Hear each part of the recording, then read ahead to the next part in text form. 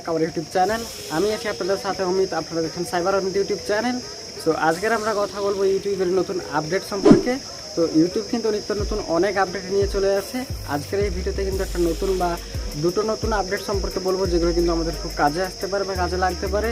তো চলুন বেশি কথা বলবো না, ভিডিওটি শুরু করা। তো ফার্স্ট আমাদের কি করতে হতো, যখন ইউটিউবের নাম এবং লোগো চেঞ্জ করতে গেলে কিন্তু আমাদেরকে গুগল অ্যাকাউন্টের নাম এবং গুগল অ্যাকাউন্টের ফটো চেঞ্জ করতে হতো।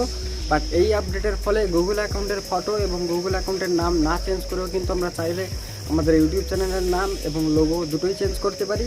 সো এইটা কিন্তু প্রথম ছিল না। প্রথম আমাদের ইউটিউব চ্যানেলের নাম এবং লোগো চেঞ্জ করতে গেলে কিন্তু আমাদেরকে আমাদের যে গুগল অ্যাকাউন্ট আছে সেই গুগল অ্যাকাউন্টের ফটো এবং নাম এই দুটোকে আগে চেঞ্জ করতে হতো, তারপরে কিন্তু ইউটিউবের নাম চেঞ্জ হতো এবং ফটো চেঞ্জ হতো। বাট এক্ষেত্রে নতুন আপডেটের ফলে এই দুটো চেঞ্জ না করেও কিন্তু আমরা চাইলে ইউটিউবের নাম এবং ফটো খুব সহজেই চেঞ্জ করতে পারি।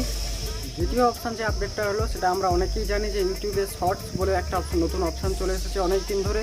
এবং এই শর্টস অপশানে আমরা ভিডিও করতে গেলে কিন্তু খুব একটা অল্প সময়ের বা অল্প কিছুক্ষণের জন্য ভিডিও বানাতে পারতাম। বাট এই আপডেটের ফলে আমরা চাইলে কিন্তু ইউটিউব শর্টস অপশানে 60 সেকেন্ড বা 1 মিনিট ধরে ভিডিও আপলোড করতে পারি বা ভিডিও তৈরি করতে পারি। তো অবশ্যই এখানে কিছু কন্ডিশন রাখা হয়েছে। প্রথম কন্ডিশনটি হলো যে এখানে কিন্তু আপনি মিউজিক ভিডিও করলে কিন্তু শুধুমাত্র 15 সেকেন্ড করতে পারবে শর্ট ভিডিও।